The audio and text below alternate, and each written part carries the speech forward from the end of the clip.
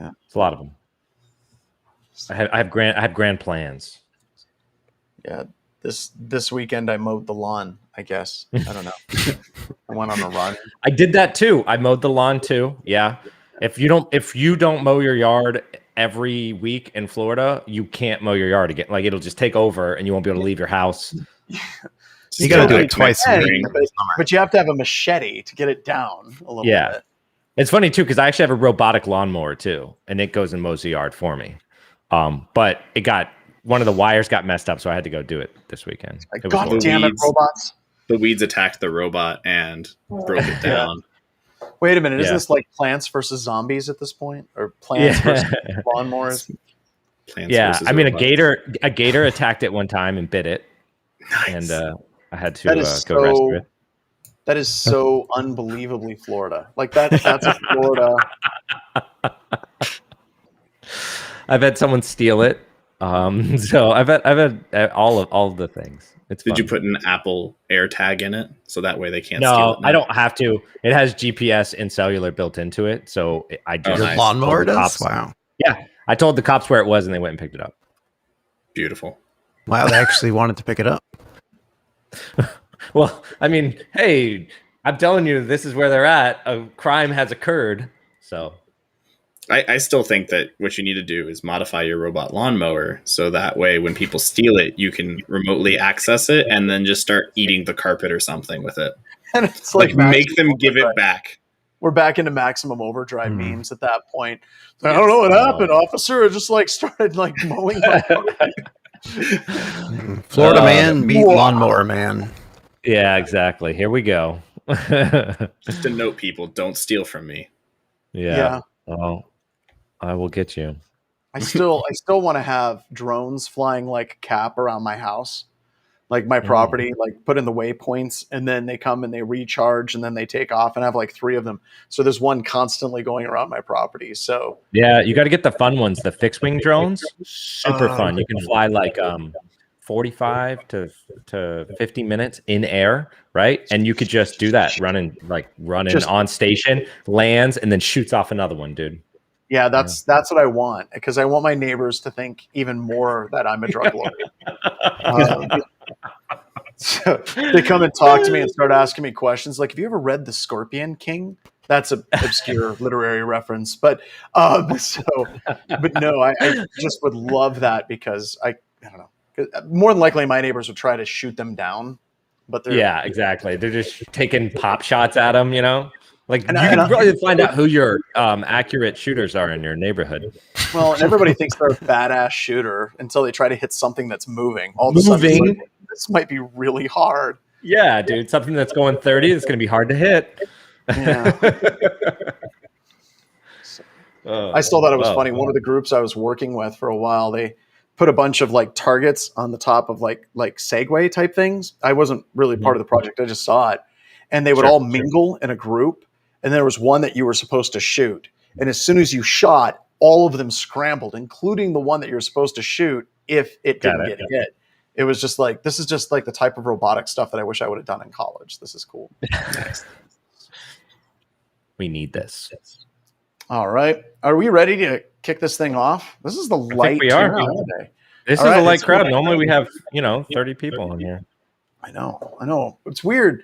When Noah's here, no one else shows up. Yeah, I've also noticed that trend. Yeah, you noticed that too? All right. Yeah, there's like 8 people teams that show up when I'm not around, but yeah, I know. And then you're just in the chat. And then Josh was like, hello, beautiful party. We're the voodoo, hoodoo, what you done do people. So with that, let's go ahead and let's kick it live. Ryan, let's go with the intro. Sure. Ralph, I think I'm getting a little bit of echo from you. All right, let me switch it. Go ahead, though. Gotta hit the right video. There we go.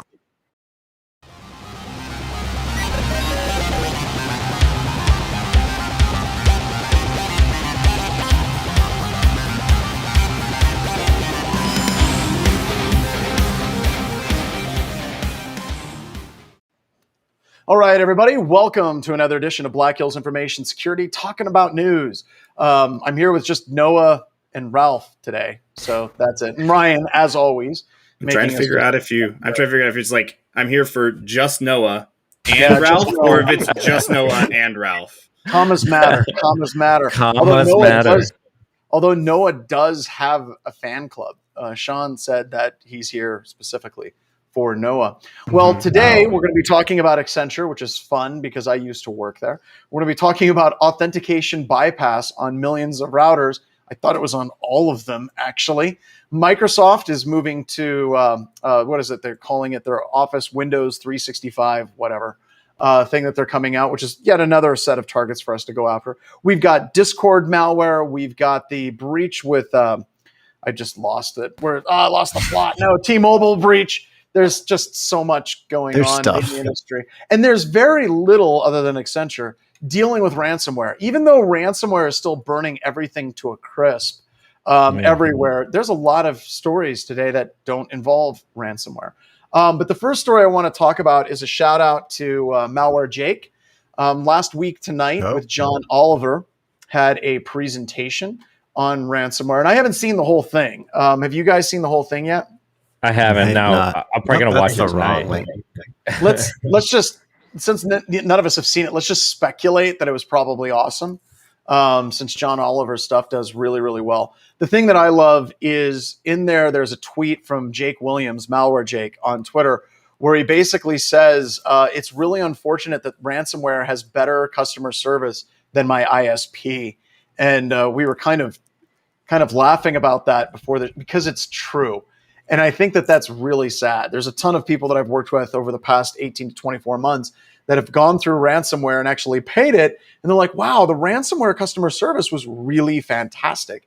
And I want to ask, is it really fantastic, or is it just that our ISP customer service is so hideous that, it's kind of like Stockholm syndrome? As soon as somebody's remotely nice to us, we're like, my God, you picked up the phone. I didn't have to listen to the call tree or press 2. It's definitely that one.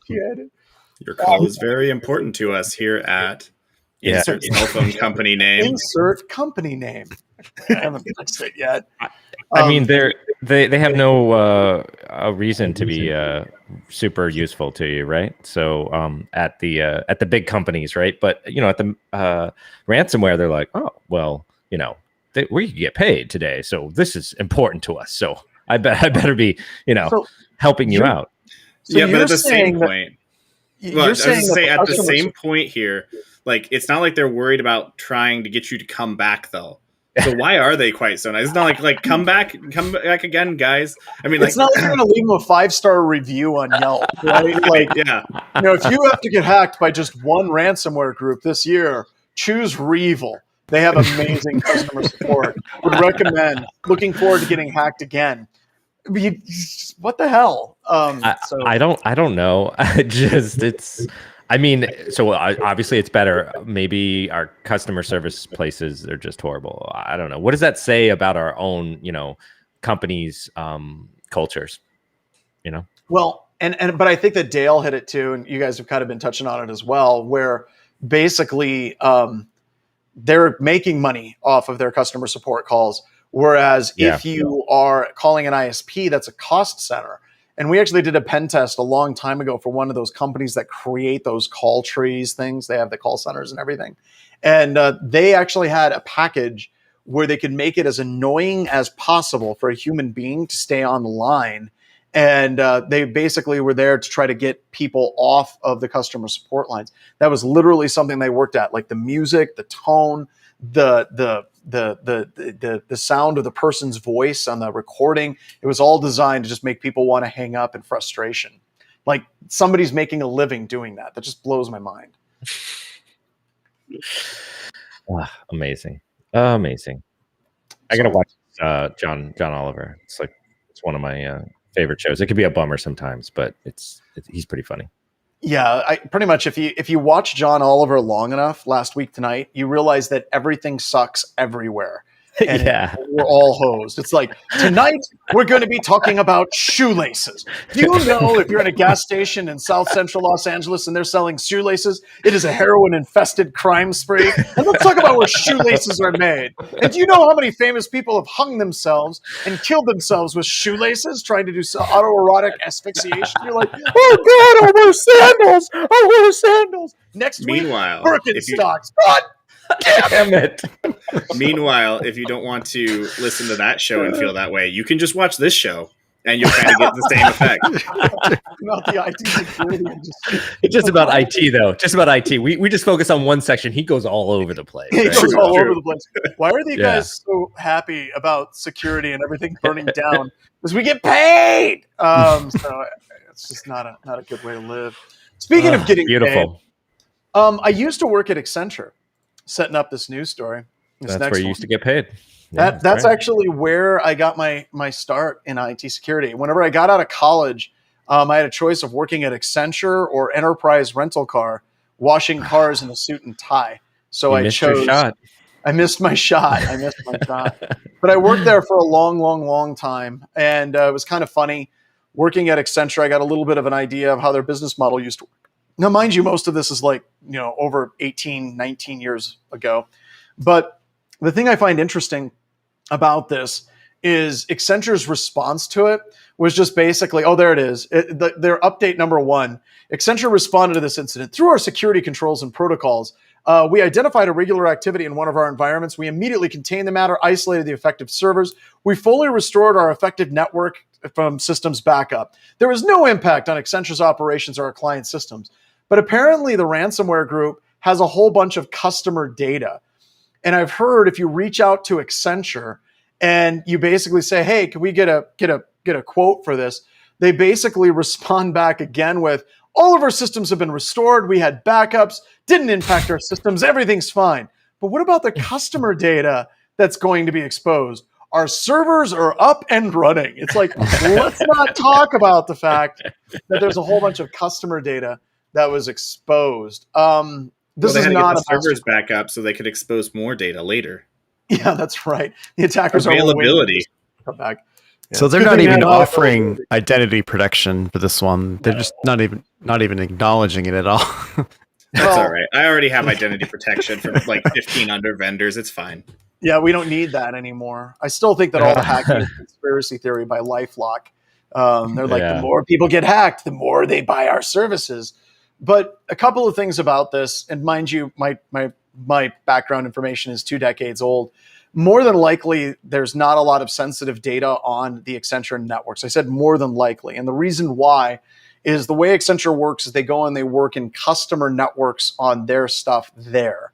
So you might get proposals, you may be able to get some customer data, but anything that's really sensitive is usually on the customer network. Like the Accenture core network is just this wild, wild west patchwork of nightmarish stuff because no one's really responsible for it.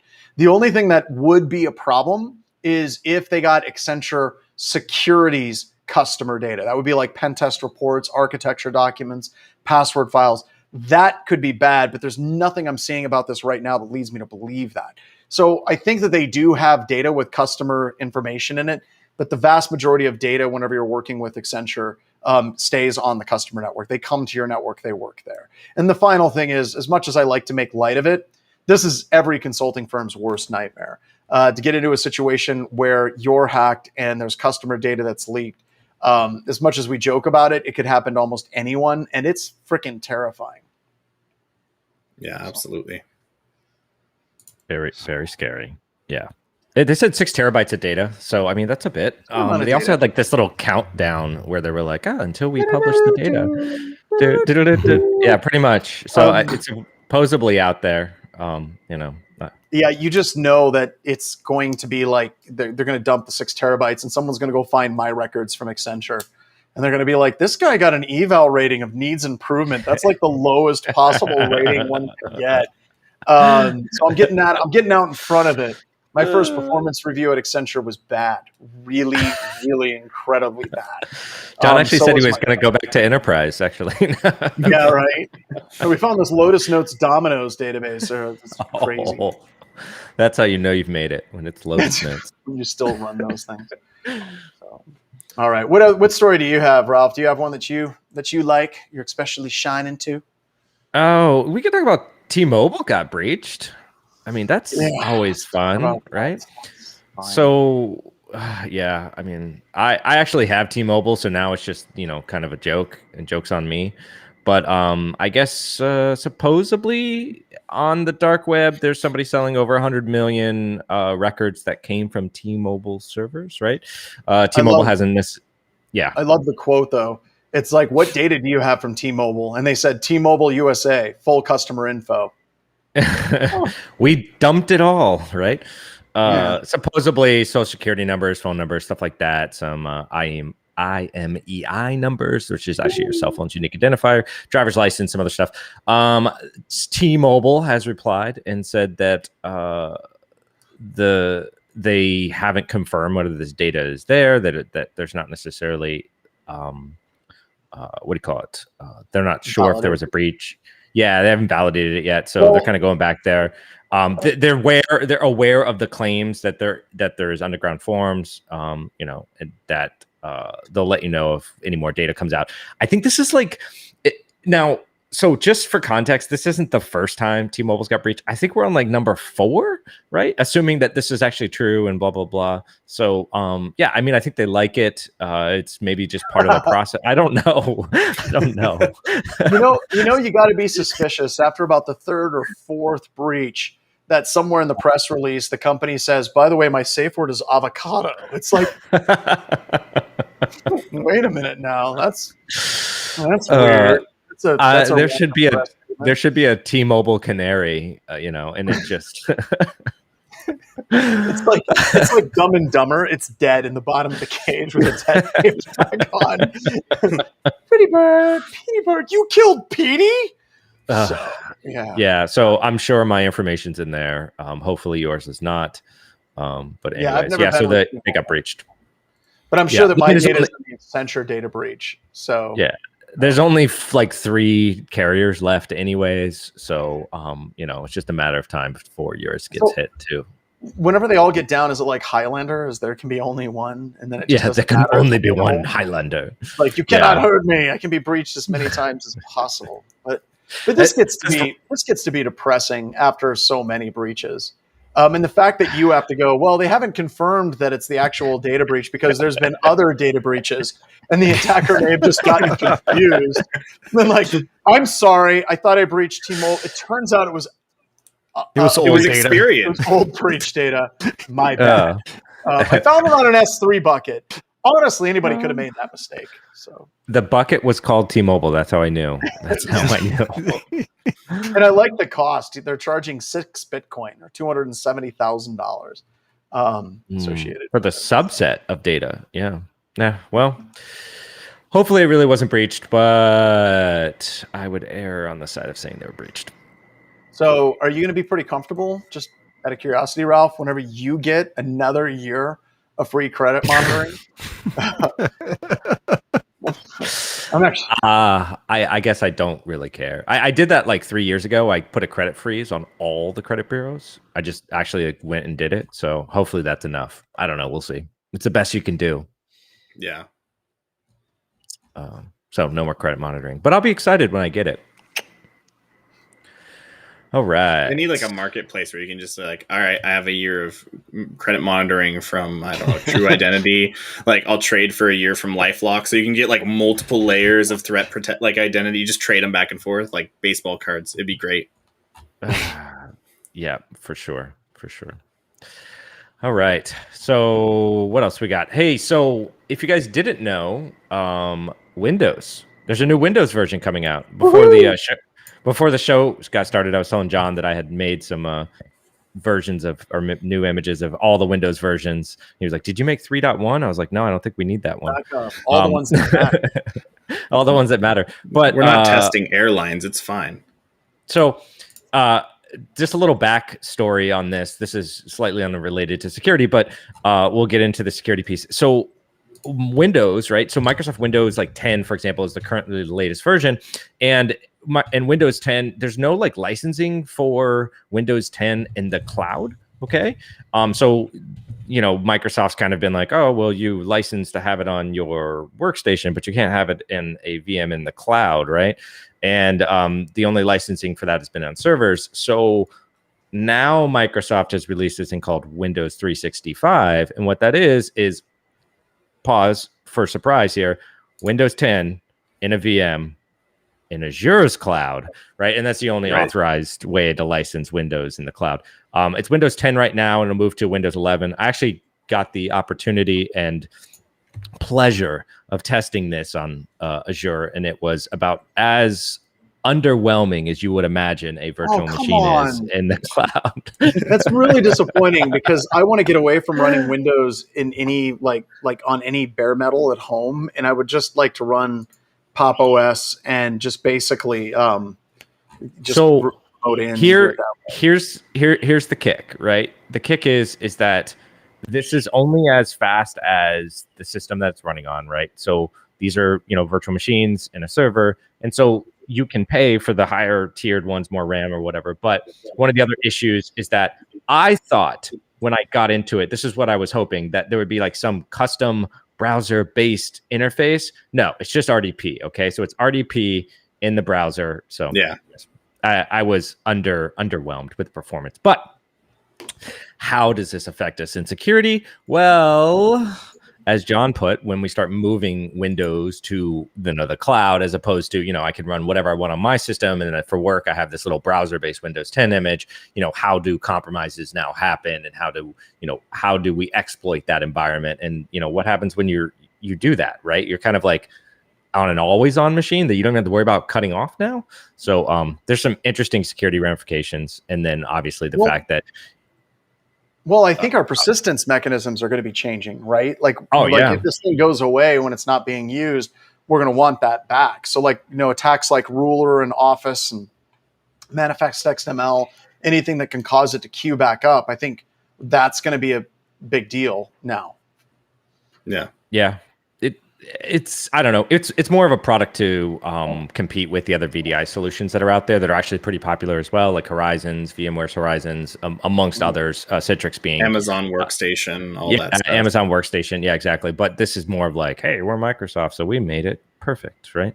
But it's not. Windows. It's not perfect. It's just kind of Mac. Yeah, but even if you did want to go and run and get this Windows 365 right now, you can't. Because they've paused signups for it due to significant demand. So apparently it's not as scalable as they thought. That link is, by the way, in the chat. Oh my God. I could just see this Microsoft has a bunch of people sign up for, they're like, holy crap, people are signing up for something that we provide. It's like, wait, is it Office? No. Huh. Yeah. Well, that's weird. How do you, Microsoft, can you not scale this? I mean, isn't that literally your cloud business? I was very surprised because I'm like, how can you not scale it? Like, obviously, the whole point would be like, we can just spin up machines on demand. So how is it that you're like, never mind, this doesn't work now? Yeah, we have to pause it. So here's my guess, right? So they're just Azure virtual machines, right? The only downside to this, though, is that there's like the graphics part of it is like the thing that's like lacking. It's no more, it seems a little sluggish. So maybe there's only certain machines that have the graphics that they need. I know they're not using dedicated graphics cards in these instances, stuff like that. But I don't know. That is weird, though. They're like, you know what? We ran out of servers. We thought we could handle this, but we were wrong. You gotta string a few more together from underneath the couch at Steve Ballmer's place. We want those back, Steve. Those are called loan. We need those back, please. Yeah. No, guys, we solved the problem. We just set up a whole bunch of servers in Amazon AWS, and now we can scale. Yes. We have some Terraform scripts that just spin it up as we need it. Oh, I honestly felt like that's what they were doing in the background, but we'll see. So Ben was talking about a really quick ramp up has defeated many cloud providers. I agree with that. Yeah. Also with like video games and things like that. By the way, Ben totally did fix his typo. So if you're reading this and you're like, Ben's an illiterate. No, he did. He caught it very quickly. He fixed it. But think about video game releases. Like, how often has there been like a video game release or something like that where it just blows up and it crushes everything and there's bad press? So it could be if Microsoft did this, and I can see them being smart enough doing this. They just did a limited rollout and they're slowly scaling it up bit by bit so they don't have that type of bad press. So we'll see. Sure. But I was excited about it because I want to run Linux as my dedicated host system and do any reporting or Word doc stuff in the cloud is kind of what I wanted to do.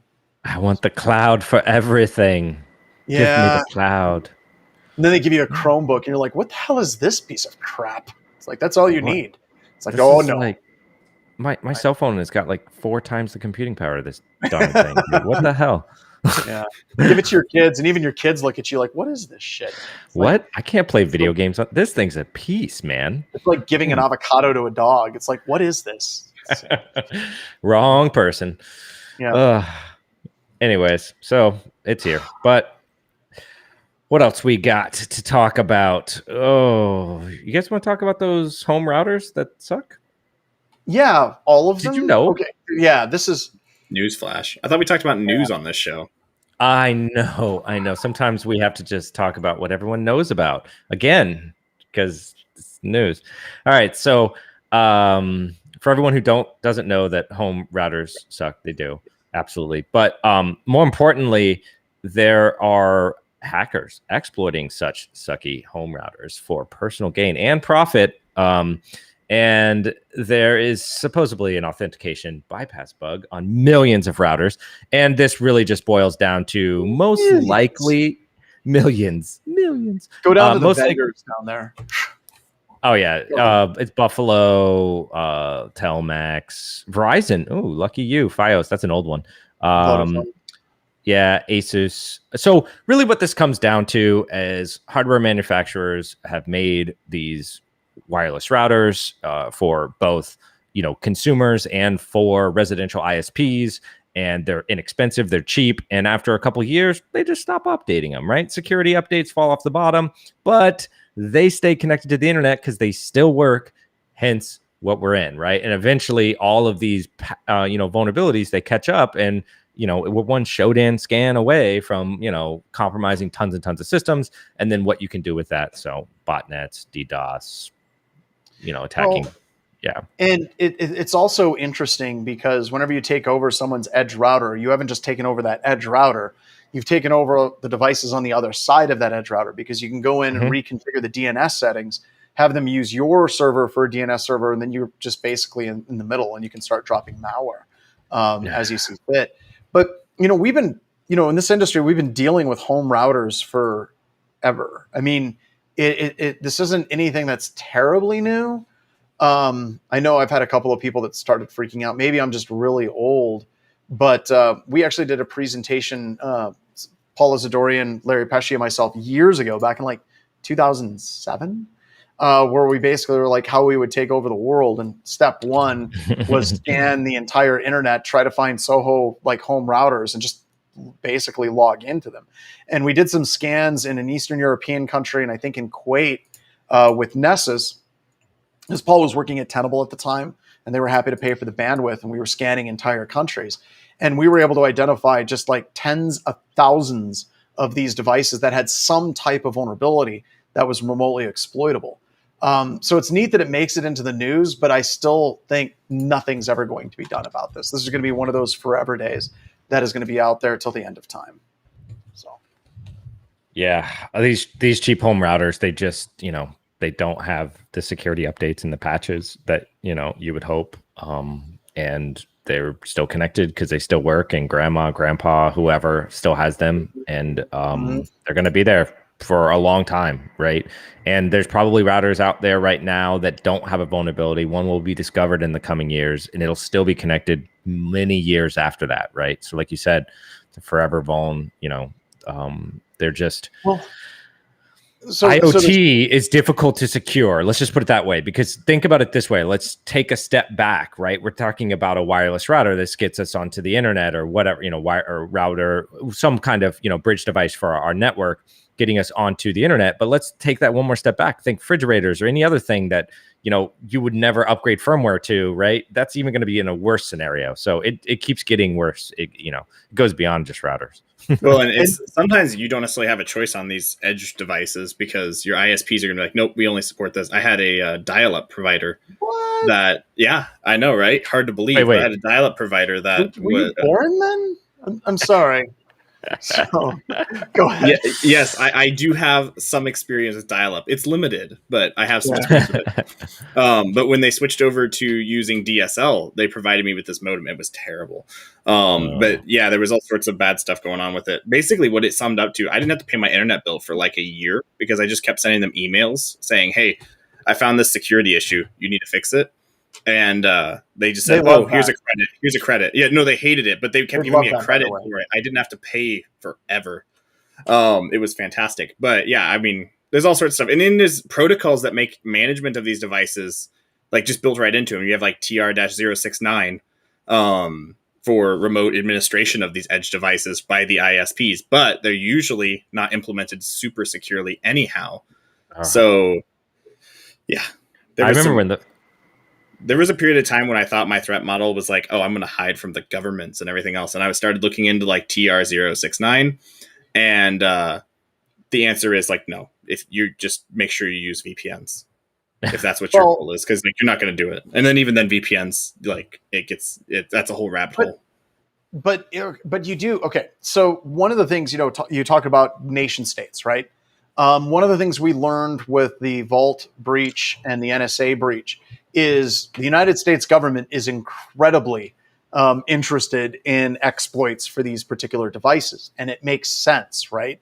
I think it was the Shadow Brokers one that had a whole bunch of exploits for various like home routers. And it makes sense from a nation state perspective, because if you're going after a lot of networks, like especially if you're going after terrorists or things like that, it's not like they're going to have, full in Palo Alto devices at the edge of their networks. It's going to be some crap router that they can buy. So there are nation states that are absolutely interested in this stuff. And that's one small thing that concerns me, because if we know from the NSA breach with Shadow Brokers, they were collecting them, you can damn well be certain that the Chinese wouldn't do that because they put the backdoor directly in the firmware in the factory. So much easier for them. Yeah. Well, yeah. And it was just like when I was looking at the threat vector of like TR-069, because there's just so often, and there's a DEF CON talk on this actually, but it's implemented so poorly. You don't even need exploits half the time for these things, because you can just wander in there and like change where the like PPP tunnels go and send them to your PPT server and you're good to go. You can reroute, like I said, the DNS. I mean, but if you can route all the traffic through your aggregation, then why not? Yeah. No, that's true. And then the final question I want to put out, we as a security industry, Ralph, you were talking about IoT and, all this stuff is just a train wreck. Has the security community pretty much given up on home users? I mean, I used to say that all the time, and I'd have people that would argue with me and say I'm being, too cynical, but it really does seem like, whenever we see these things in the industry, we're like, meh, yeah, we know that sucks. Good luck. Yeah. I mean, I'd like to talk to this just for a second if I could, but there is a very small amount of security that's been aimed at those less technical end users. Like if you want security on your home networks, you have to really go do it yourself to an extent. That's why I like companies like Firewalla. I mean, they just made it super slick and easy to set up. I mean, it's not the world's best firewall, but it's better than nothing. Even sets up a little VPN server for you and stuff. But yeah, there's not a lot of that. That's really the only company that comes to mind when I think of like, oh yeah, we make home security easy for you. And not something that you have to like go hunt down, or not something that we're going to sell you a bunch of ads on. I mean, how many ISPs do we see on TV right now that are saying like, oh, well, you can get X secure or whatever they call it. And and literally the only thing it says is like, we protect you from the hackers. And you're like, I have no clue what you're doing. I hate that. Like you talk about Norton. Like if you listen to any like radio talk show host, which you shouldn't do. I do that because I hate myself. Like I don't know if anybody that's like listening. I jump between like ultra conservative and ultra liberal like radio shows all the time, which probably explains a lot about what's going on in my head. Going crazy. But I hate it. Like there's all of these different radio talk show hosts are like, you know what I use to protect myself at home? I use Norton's VPN. I'm like, a VPN doesn't do a damn thing to protect you. But, whatever, might as well be selling tech support from Microsoft at that point. But the point is there's these like black box security solutions aimed at the home users, but there's no actually valid like that. Yeah. If you're a home user trying to secure it, you're like winding up like at the best shot you have, you're going to go get some Unify gear. Like to start with. Yeah, if you're lucky, right? You won't get that at Best Buy. What you're going to get is you're going to get freaking Disney Circle. Right. Because the next is going to pop up and they're going to be like, oh, would you be interested in Disney Circle? Yeah, if there's one thing I trust to protect my family, it's Disney. Yeah. So, and even then, it's not a firewall. Like, that's just like parental controls. Hold on. I've got something too that in relation to this. So LifeLock, another news article here. LifeLock is actually getting acquired by, or is acquiring Avast. So 2 premium security products now emerging to make the ultimate mega super. It's like Transformers, or it's gonna be amazing. Pretty soon they're gonna be the next Cisco. Oh my God, really? My answer to your question is, John, yes, we have totally abandoned the standard home user. We did. We left them in the dust. There's nothing they can do. Like, I think about what it takes, and I'm just like, I can't help you. Like, I don't have enough time to even help family and friends for the most part. All I can do is say, buy this, okay? Like, this is close. But I'm getting jaded. Even when it comes to family and friends, I hate it now.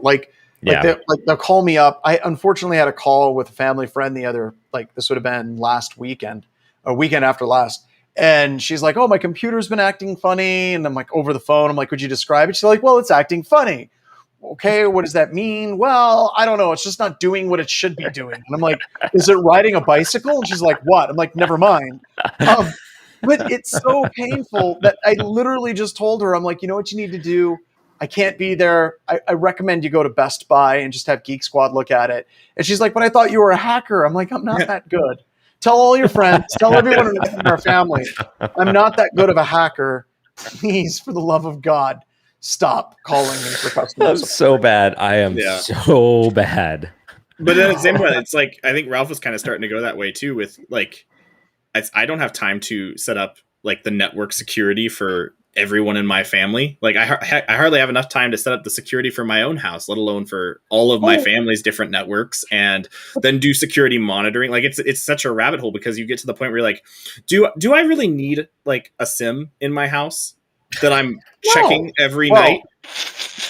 I would hope you say no. You say no, but at the same point, when you start calculating, well, I do have the lab, and then I do have, maybe I do. But there's also things where they're constantly working against you, constantly. I mean, we need to set up a webcast on how to do customer support or help family members secure their shit. But we just simple things. So what should I do to secure it on my computer? Make your password long. Use a passphrase of 21 characters. Use a couple of browser plugins. Keep your antivirus up to date. By the way, don't go to really sketch websites. What's a sketch website? When you're done reading a news article and then there's more articles below that article, don't click those. And they all completely ignore you. And then they call you a month later, well, my email's hacked. Cool. Did you set a passphrase and turn on 2-factor? No. What was your password? It was puppies 1, 2, 3. God damn it. And I think that gets to the crux of why home security is such a train wreck, is because no matter how good we are technically, you're still going to have users that insist on shooting themselves in the foot all the time. Yeah, that would be a fantastic webcast. It would. Wispo's recommendation is actually pay for your porn, which I hate to say it, that's really solid advice. That's some good security advice. Find a website that you like. Just go there, support them, and the actors and the actresses, and just stick with that. I mean, I'm not even monogamous in your porn usage. Yes, I would not to go down this road, but I just don't think that's the attack vector anymore. They don't need that kind of lure. You don't need those kind of lures. I mean, they're just hey, do you want this free thing? You're like, oh, free. No, yes, I would like a free iPad. Yeah. You want $10? Well, you could then give us your handprint, perhaps. Yeah, exactly. Oh, wait. That's not... Is that a transition to a news story? I mean, kinda. Damn, I think it was. It wasn't that bad. It was good. It was good. That was really solid. That was. Thank you. I've been practicing. Smooth. So set up this story for us, Noah. Oh, well, I mean, this just kind of goes into the webcast we had 2 weeks ago, where we were talking about, I think it was 2 weeks ago, where we were talking about Amazon getting hit with a big fine from GDPR, and that we were, because they were just collecting data that they didn't need, was, I think, more or less the premise of the fine. And then we were just, I think the conversation came up, what kind of data is data you don't need? Well, here, let me give you an example. How about just palm print biometrics? And then we, after that, talked about how people will just give away all sorts of information, like sometimes even unknowingly, for just really stupid things. Like, how about your palm print, which you cannot change? That is the palm print you get for your whole life. And what would be a good price for that? I mean, just throwing it around, like I've kind of already said the price, but like, what would you value something like that at? I'm curious now. One candy bar. No, one candy bar. $1 million. So what are they? So what is their ultimate goal with collecting? I mean, they're evil. Okay, it's a large in the world. Do they need more of like motivation? It's like, we would like to measure your head. We'd like to study the contours of your skull, and we'd like to know your race. Like, not this shit again. I think it can tell your future. It's just an automate, like an AI palm reading machine, you know. So they're going to tell you your future and then sell you ads based on that. Call me now for your free reading. Let me see your palm. Oh yes, I see in your future great deals. Shopping on Amazon Prime. No, I'm assuming this has to. I didn't read all of this article, but most likely it has to do with their stores that you can like walk into, and it'll just automatically charge your Amazon account. Payment. Yeah. So rather than just using NFC and tapping your phone against some machine or whatever, like now it's just going to take your palm print when you walk in, and then use that to charge you money. Because what could go wrong? Like they want to cut out the middleman. Yeah, we're so turning into WALL-E. Like I don't know if you remember the movie WALL-E, the Pixar movie.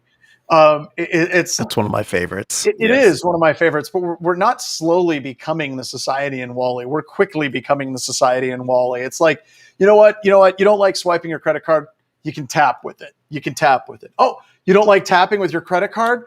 How about your watch? Oh, that sucks. I'm sorry. We're going to RFID everything. And you can now just touch the door on the way out. Like, they want someone there to wipe it for you. It's just, where is this going? I'm pretty jaded today. I'm sorry.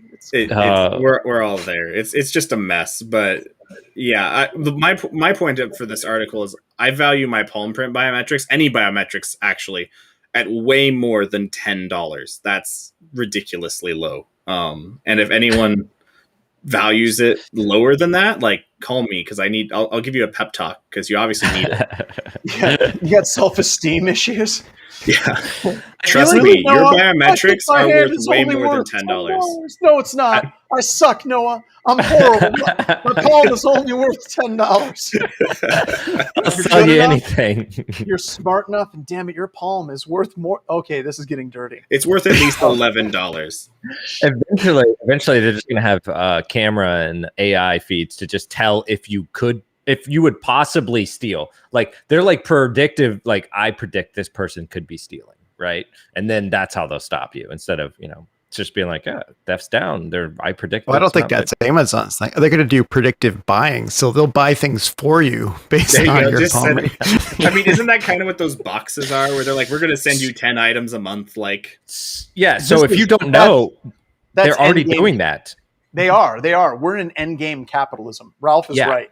It's getting to the point where, go ahead. In the stores, they are tracking people and what they buy, and then associating that. And how should they know who you are? It's your Bluetooth, man. It's your Bluetooth. The facial recognition in Walmart and all these places, they can track that too. But like I said, we're heading quickly to end stage capitalism, where you don't buy anything. It's like literally the system buys things for you. Once again, like WALL-E, damn it. This is just where we're headed. Minority Report is here. I'm out of toilet paper. Amazon knew, and it arrived. We knew. Yeah, we could tell by the look on your eyes that you were out of toilet. Told us that you needed some new toilet paper. Yes, that hasn't been updated in a while, and it got hacked, and now I can't flush it, man. You haven't paid your toilet subscription, have you? Wait, ransomware the smart toilet? I just thought of it. We could ransomware the smart toilet so it doesn't flush until you pay the ransom. Oh, God, what a shitty situation. I got to be honest. When my Roomba, whenever I run out of toilet paper while I'm sitting on the toilet, and my Roomba brings up a fresh roll for me, that's end state. I'm gonzo exiting at that point. We're done. Oh, you know what's fun? What's so funny about all of this is we see that happen, right? It's coming. it's coming, and we the people talking on this are accepting it at the same time, and also crying a little about the security of said ransomware toilet that I just got that I thought was super cool, right? And at the same time, we know it's bad, but we're like, I don't want to have to go get the toilet paper, so Wally, here we go. Jesus Christ, man.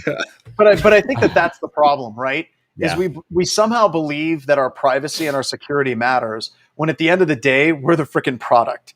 It's like we're cattle at this point. And if people are like, well, my security matters, it doesn't matter to Amazon or Microsoft. You're not who they're trying to protect. You're whose data they're trying to sell. And they will put just as much effort to secure your data as it relates to any product that they're trying to sell. And I think that's why we're laughing and crying at the same time, because we know where this is headed, right? Well, and I mean, the same point too, they don't mind if they break a little bit of product. I mean, you can go to a retail store and you see like the dozen eggs that got dropped on the floor. Like, nobody's crying over like, oh my, we lost a dozen eggs. They're like, go get the mop. Look at T-Mobile. As the products, we're now the same way. They'll break 25 of us and they won't blink an eye at it. And look at T-Mobile, right? They just lost the records of 100 million of us. And they don't, I mean, I'm sure that they care deeply, and their customer security is paramount. And first and foremost, the safety of every blah, blah, blah, whatever. Yeah, they probably immediately went and hired 3 lawyers. I mean, just for this one incident alone. I got to see what their stock did. It probably went up. It's down 2.9% today. So it's down 4 points or something like that. That's normal. It's going to take a hit of about 5% today, probably through the rest of this week. And by the mid part of next week, it's going to be at or above where it was before the incident. That's the stock flow that happens every time organizations get compromised with customer data. Now, if somebody broke in and stole a whole bunch of executive salaries, cell phone numbers, and addresses, they might take that a little bit more seriously at that point. Yeah, we're all screwed. Okay.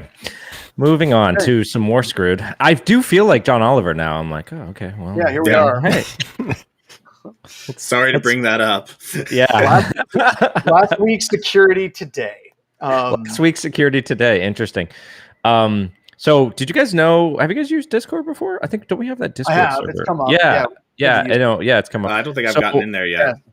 Yeah. So if you haven't, you should check it out. And that's kind of this next article, because 140 million people have checked it out, and attackers are using that too. So they're actually using it to spread malware. And I think this really just comes down to big picture here, that malware is moving to where the people are.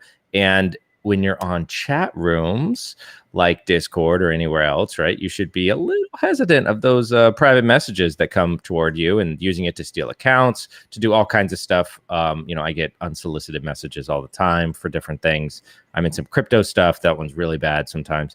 But it's no surprise here, right, that Discord. Now, what I think is interesting is that Discord started out for video games, but I think, and I'm pretty sure, that some malicious groups are using Discord as their like chat platform as well, because why not? It's free. Yeah. So, well, didn't a terrorist group a number of years ago use the PlayStation Network to plan and stage things? Yeah. We shut it down and nobody plays PlayStation anymore. You could just see somebody, at the NSA. It's like, oh God, sir, yeah, we're going to need another server farm because phone records and email isn't enough anymore. We got to go for PlayStation. No, I think the general gist of this article is like, hey, be cognizant when you're in Discord and some of these other platforms as you add to these channels and teams, and that everyone out here, is not necessarily in doing things in your best interest, right? Well, and I'm just now starting to play some like video games and stuff again, because I have like time, and I thought I'd give it a shot so I can play with my teenage boys, so we can have something. Yeah, Discord rats you out. I see you playing all the time. I'm just watching. I'm like, oh yeah, John's playing. Look at him. There he is. Yeah, there it is. Just totally ratting me out. And I got started because I was using Discord for BHIS stuff, and my kids are like, hey, you know how to use Discord. So at any rate, but there are times like on the BHIS Discord server where people are like, hey, John, could you analyze this executable for me? Well, my son the other day, I heard him talking, and he's like, oh, you got a cheat pack for Minecraft? It's a jar file. yeah, send that to me. I want to take a look at it. And it's just like, no. Yeah. Well, so we've had to go pull links out of the BHIS Discord before because I mean, it's nothing new, but yeah, even in our security Discord, they still show up. So definitely don't trust your Minecraft chat. Here we go. Bot army shows up. It's like, the military showing up now. There's like 14 bots in some of these Discords now. I know, and speaking of Discord, Black DEFCON was on Discord last year, and they were on Discord this year as well, right? And like they have like 25 bots running in there to like just keep it like sane, because everybody wants to hack, DEFCON. Yeah. Why? We've got an intern that's doing nothing but crazy development all the time for bots on our channel as well. It's just bot army. But yes, where the people go, so do the threat actors and the malware or any other kind of pervasive thing that we're trying to do. It's it's blood in the water. There's sharks. Yeah. Yep. Speaking of blood in the water, do we want to talk about Microsoft Exchange servers scanned for proxy shell vulnerability? Patch now. I'm going to say, if you're a company, and I'm just between you and me, and you're running your own Exchange server, you probably need to stop. Microsoft just need to do that anymore. Do this. I think they're making these vulnerabilities up so you will move to Office 365. Call me crazy. I mean, I have nothing to prove that at all, except for all of these vulnerabilities that just won't stop. But and it is kind of coming like recently. I mean, I know that there's some vulnerabilities that were hit. I mean, we're joking. Microsoft, of course, isn't compromising their customers. They already have access. But the thing that gets me about these, though, is this is going, like, you don't see the sharp, pointy end of the spear companies whenever it comes to security running their own Exchange environment anymore.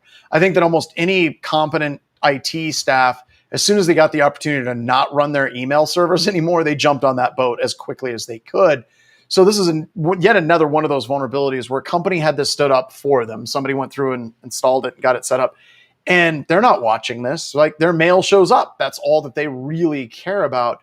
And you're really talking small and medium-sized businesses at this point, and they're not going to patch because they haven't patched anyway. So, well, and I mean, I remember at a former job, I was talking with a vendor one time who had been sending some phishing emails, and we reached out to him. We're like, hey, this is a problem, and we're going to block you if you don't fix it. And they're like, well, but my email server is behind my Cisco Meraki firewall, so that's safe. I'm like, first off, you're port forwarding through your firewall. Secondly, do you even know where your email server is physically located in the building? And they're like, well, I assume it's in the cloud. And I'm like, no, it is not. It is not in the cloud. Do you even know where the cloud is? That's not good. So yeah, just take just someone advice. It's time to move on. They didn't even have an IT guy. Like, there are people with Exchange servers who don't even have IT people. Like, they got an IT guy. They do absolutely have an IT guy that they call every once in a while. And it's like Bill. He comes out from his mom's basement. No, it's John Strand. He's related to the owner of the business. And Moonlight. It's like he's a hacker. It's like, I'm a hacker during the day, but at night I do customer support. I hate myself. I don't know. So. Wait, how did you know what I was doing in the afternoons? That way. Not even mad. Not even mad. The last one I wanted to talk about, this James Walker's the Daily Swig port swigger. Black Hat USA HTTP 2 flaw allows it exposes organization to request smuggling attacks. And this is something that Portswigger has been talking about for a long time. The idea of request smuggling. Did you guys actually see this presentation? What are your thoughts on it? I'm not that excited about it yet. I think it's starting to be used in some attacks, but it's not hit critical mass yet. Yeah, I read the article. It is kind of I don't know. I was having a hard time kind of following it as far as like how to really use this attack. I mean, all right, so it's not that complex. It's just, like who's all going to be affected. Sometimes there are some of these like bigger attacks that it's harder to, there's a lot of like kind of setup to get there, right? So, yeah. and this is kind of one of those scenarios, and that doesn't mean it's less of a security thing. I don't think of them like that, right? I'm like, oh, this is a little bit harder or different, and it's not going to be as good. That's not the truth. It's just usually if you see a shiny object and you know how to use it right away, you're like, ooh, nice, I can see me doing this, right? This isn't one of those cases for me personally. Okay. Yeah, well, I think it's definitely something to watch, because I've usually found, especially in the web area, whenever people get really excited about these vulnerabilities, it's not completely weaponized yet. And as soon as I say that, as soon as I say all of that, though, this thing's going to get used in some massive attack and be like, "We told you guys," and I'm like, "Yeah, you guys. How about this? You guys should patch your stuff. Get a patch to these HTTP2 smuggling attacks. Just go ahead and upgrade that real quick, and we'll be good. All right, nice. Yeah, there was a lot of black hat stuff that came out for like tools and stuff, but I didn't see too many vulnerabilities. We kind of talked about it last week too. Yeah, we talked about some of the tools, and it seems like a lot of the tools were already out there. Like, a lot of stuff reintroduction. Yeah, a lot of the stuff was like, oh, guess what we're going to be doing at Black Hat? We're going to give you a little bit of a taste of this, right? And then like, oh, we did it, yay! I do think it's weird. I saw pictures of the vendor area at Black Hat, and it was really depressing because the vendors still showed up and spent millions of dollars on some of their displays, but nobody was there. Like hardly anyone was there. And the girls, they never came. The girls never came. It just wasn't the thing. So kind of depressing. But speaking of conferences and low population, Wild West Hacking Fest is coming up in a few weeks, so pretty excited about that. Is it a few weeks? I don't even know. Oh yeah, it's coming up. It's in September. Jesus. Yeah, so it's coming. So you guys should all check it out if you're listening. We are also doing it online virtually, so you don't have to actually physically come in as well. And come out. We'll do a meet and greet. Yeah, cool. We could do this live. We could do this live.